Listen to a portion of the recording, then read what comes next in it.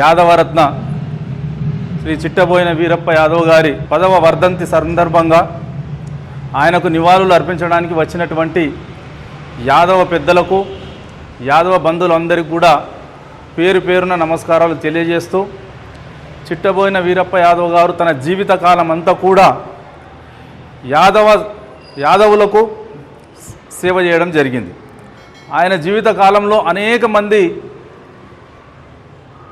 యాదవుల యొక్క విరోధాలు ఏవైతే ఉండేనో అవన్నీ కూడా కూర్చుండబెట్టి మాట్లాడి ఏకం చేయడమే గాక అనేక సంసారాలను కూడా ఆయన నిలబెట్టడం జరిగింది.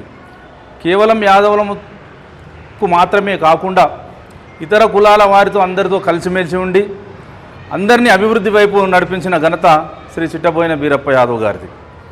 యాదవ సంఘం తరపున మేము వ్యక్తిగతంగా కూడా చిట్టబోయిన వీరప్ప యాదవ్ గారి కుటుంబ సభ్యులందరికీ కూడా ఆ భగవంతుడు శ్రీకృష్ణుని ఆశీర్వాదాలు ఉండాలని, మేమందరం కూడా సంఘం తరపున వాళ్ళ కుటుంబ సభ్యులకు అందరికీ కూడా మేము కూడా ఎల్లప్పుడూ సేవాభావంతో వాళ్ళకు కూడా మేము అందుబాటులో ఉంటామని తెలియజేస్తూ, అదేవిధంగా వాళ్ళ సుపుత్రులు అయినటువంటి అందరికీ కూడా ఏ విధంగానైతే శ్రీ చిట్టబోయిన వీరప్ప యాదవ్ గారు సంఘం యొక్క అభిమానం పొందిండో, సంఘంకు సేవలు చేసిండో, ఆయన మార్గంలోనే మీరందరూ కూడా నడవలసిందిగా, మీకు చేదోడు వాదోడుగా మేము ఉంటామని తెలియజేస్తూ, ఆయన యొక్క ఆశయాలు ఏవైతున్నాయో ఆ ఆశయాలన్నింటినీ కూడా మేము నెరవేరుస్తామని, ఎల్లప్పుడూ యాదవ సంఘం యొక్క, యాదవ సభ్యుల యొక్క అందరికీ కూడా సేవలు చేస్తూ యాదవ సంఘ అభివృద్ధికి, యాదవుల అభివృద్ధికి, అదేవిధంగా యాదవ బంధుమిత్రులకు, యాదవ శ్రేయోభిలాషులైనటువంటి ఇతర సామాజిక వర్గాలకు అన్నిటికి కూడా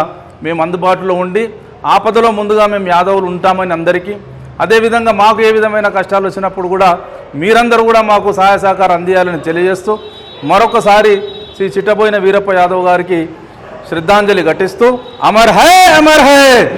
ఈరోజు యాదవరత్న చిట్టబోయిన వీరప్ప యాదవ్ గారి 10వ వర్ధంతి సందర్భంగా ఇక్కడికి ఇచ్చేసిన యాదవ సోదరులు మరియు బంధుమిత్రులు అందరికీ నేను ఆయన పుత్రునిగా పేరు పేరున ధన్యవాదాలు తెలియజేసుకుంటున్నాను. 10 సంవత్సరాలైనా ఆయనను నెమరు వేసుకుంటూ మేము పిలువగానే ఈరోజు వర్ధంతి ఉంది అని చెప్పగానే అందరూ వచ్చి శ్రద్ధాంజలి ఘటించడం మా కుటుంబానికి ఎంతో సంతోషదాయకము. నేను వీరప్ప యాదవ్ గారి గురించి 2-3 వాక్యాలు చెప్తాను. వీరప్ప యాదవ్ గారు యాదవ జాతికి ఎంతో కృషి చేశారు. ఆయన యొక్క ఆదర్శాలు ఈరోజు కొన్ని నడుస్తున్నాయి, కొంతమందికి తెలియదు. ఆ రోజు శ్రీకాకుళంలో ఉన్న కొంతమంది యాదవులు రైకలు తొడిగేవారు కాదండి.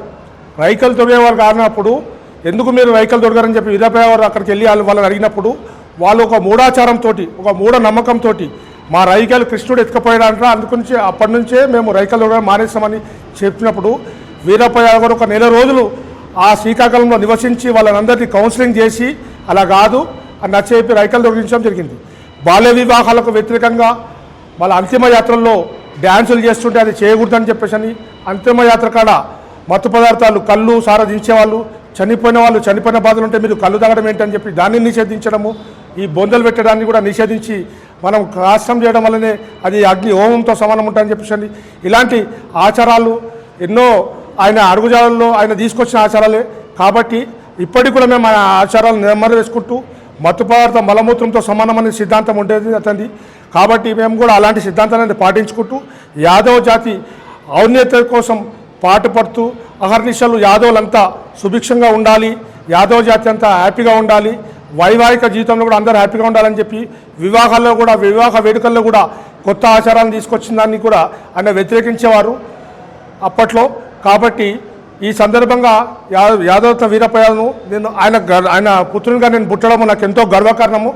కాబట్టి ఈ వర్ధంతి జరుపుకోవడానికి వచ్చేసిన నా యాదవ మిత్రులకు అందరికీ ఆయన చేసిన దేవాలను నేను నెమరు వేసుకుంటూ కొనియాడుతూ ఆయనకు శ్రద్ధాంజలి ఘటించు సెలవు తీసుకుంటాను. ఈరోజు వీరప్ప యాదవ్ గారి యొక్క 10వ వర్ధంతి సభ జరుపుకుంటా ఉన్నాం. ఇంతకుముందే పాండు గారు, నందకిషోర్ గారు చెప్పినట్టు వారు ఒక ఆశయం కొరకు జీవించినటువంటి ఒక మహోన్నతమైనటువంటి వ్యక్తి. అందరం కూడా సమాజంలో ఉన్నప్పటికీ కూడా కొంతమంది మాత్రమే ఈ సమాజంలో ఉన్నటువంటి మూఢనమ్మకాలు, సమాజం అంతా ఒకతాటిపై ఉండాలని చెప్పి ఆలోచన చేసే విధానం వారిలో కనపడతా ఉంది. కాబట్టి ఆ విధంగా వీరప్ప యాదవ్ గారు అయితే ఈ సమాజం గురించి ఒకటిగా ఉండాలి, మూఢనమ్మకాలు లేకుండా ఈ సమాజం నిలబడాలి అని చెప్పి ఏదైతే వారు శ్రమించారో వారి ఆశయాలు కొనసాగించినప్పుడే వారికి నిజమైనటువంటి శ్రద్ధాంజలి ఘటించిన వాళ్ళు అవుతామని చెప్పి ఆ విధంగానే వారిని మనన చేసుకుంటూ ముందు ముందు కూడా వారు తీసుకున్నటువంటి బాటలు మనందరం కూడా నడవాలని చెప్పి కోరుతూ వారికి శ్రద్ధాంజలి ఘటిస్తాం. చిట్టబోయిన యాదవ రత్న వీరప్ప యాదవ్ గారి 10వ వర్ధంతి సందర్భంగా చూస్తూ ఇప్పుడే 10 ఏళ్ళు గడిచిపోయినాయా, మనలో మన పెద్ద మనిషి లేడన్న ఒక విధానంతో ఇలా మన సంఘం నుంచి బంధుమిత్రులు అందరూ పార్టీకి అతీతంగా కులాలకు అతీతంగా వచ్చి పెద్ద మనిషికి నివాళులు అర్పించడానికి వచ్చారు. వారు పెద్ద మనిషి ఒక కులానికి, సమాజంలో కుల వృత్తికి కానీ కులాలకు అతీతంగా కానీ ఒక నీతి నిజాయితీ ధర్మంతో నడవాలని ఒక రీతిలో నేర్పిన ఒక పెద్ద మనిషిలో మా యాదవ రత్న వీరప్ప యాదవ్ గారు. ఆ రోజు కులం నుంచి ఏదన్నా పిలుపు ఇస్తే మన వీరప్ప యాదవ్ గారు కానీ వీరప్ప యాదవ్ వెంబడి కొంతమంది పెద్ద మనుషులు ఉండే వారు ఒక కట్టుగా ఈ సమాజంలో ఇప్పుడు నేటి సమాజంలో ప్రెసిడెంట్ అంటున్నాం, జనరల్ సెక్రటరీ అంటున్నాం, కానీ అప్పట్లో మా సంఘాలలో ప్రెసిడెంట్ కలదు గడ్డకోటి కులానికి ఒకటి ఒక ఏరియా చౌదరి టామ్ ఒక పెద్ద మనిషిలాగా ఉండే. అందులో మన వీరప్ప యాదవ్ గారు చొప్పల్ బజార్ నుంచి ఉండే. ఏది ఇచ్చినా కులానికి కానీ సిటీకి నగరం కానీ రాష్ట్రం కానీ ఎక్కడ పోయినా ఒక కులానికి గుర్తింపు తెచ్చిన యాదవ రత్న వీరప్ప యాదవ్ గారు. నేటి సదర్లో కూడా వారెవా యాదవ్ అన్న వాక్యము మన వీరప్ప యాదవ్ గారు తీసుకొచ్చిన వాక్యం. ఆ మాట ఎవరైనా చిన్నపిల్లల కాడికని పెద్దలు ఆర్త కూడా ఒక స్పీకర్గా ఒక మంచి వక్తగా మాట్లాడి ఒక నీతి నిజాయితీతోటి ఉండే రకంగా మాకు వృత్తి నేర్పి మాకు అడుగుజాడలు నడవాలని ఒక చూపించిన పెద్దలు వీరప్ప యాదవ్ గారు సందర్భంగా ఈ వర్ధంతి సందర్భంగా అందరూ నివాళులర్పించినాము. ఇప్పుడు చాలామంది చాలా చెప్పారు ఆయన గురించి. వీరప్ప యాదవ్ గారు 2 మాటలే నాకు ఎప్పటికీ గుర్తుంటాయి. ఆయన ఏమంటున్నాడంటే మత్తు పదార్థాలు వాడొద్దు నాయన, మత్తు పదార్థాలు వాడకండి, డిసిప్లిన్తో ఉండండి, తల్లిదండ్రులను పెద్దలను గౌరవించాలి, మాతృదేవోభవ పితృదేవోభవ ఆచార్య దేవోభవ. ఎప్పుడైనా ఆయన నోటి నుండి ఏ విషయం వచ్చినా కానీ ఈ ప్రతి సందర్భంలో ఈ మాటలు చెప్తుండే. ఆయన పోయినా కానీ ఆయన మాటలు ఇప్పుడు మాకు గుర్తున్నాయి.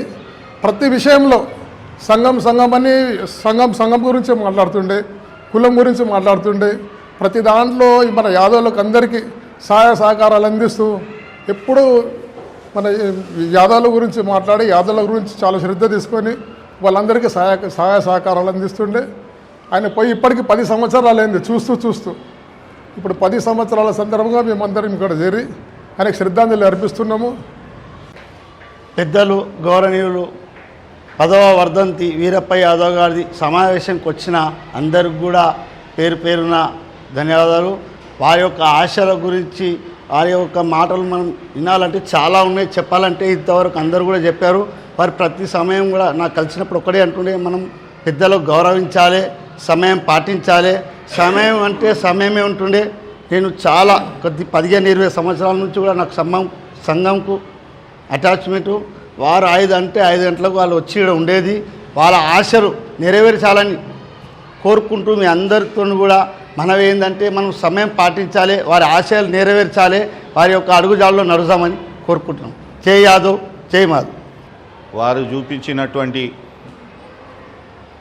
దారిలో మనమందరం నడవాలని, వారు యాదవ కులస్తులకు యాదవ కులానికి ఏదైతే దారి చూపినో ఆ దారిలో మనమందరం నడవాలని, వారి యొక్క ఉన్నతమైన ఆశయాలను మనమందరము నెరవేర్చాలని, వారి యొక్క ఆశయాలతోటే మనం కూడా ముందుకు సాగాలని, మరి అటువంటి ఆదర్శమూర్తి మన యాదవ సంఘంలో కులంలో పుట్టినందుకు మనమందరం నిజంగా గర్వంగా ఈరోజు మనమందరము గర్వపడాలి. మరి అలాంటి పెద్దలకు మనమందరం ఈరోజు నివాళులర్పిస్తున్నామంటే అది నిజంగా మనకు ఒక నిజమైన నివాళులర్పించిన వాళ్ళంగా పేర్కొంటూ మరి నాకు ఈ యొక్క అవకాశం ఇచ్చినందుకు ఈ యొక్క పెద్దలకు స్మరించుకునే నాకు ఈ భాగ్యం కలిగించినందుకు కూడా నేను గర్వపడుతూ నాకు ఈ యొక్క అవకాశం ఇచ్చినందుకు ధన్యవాదాలు. నేను కూడా చొప్పల బజార్ నివాసిని.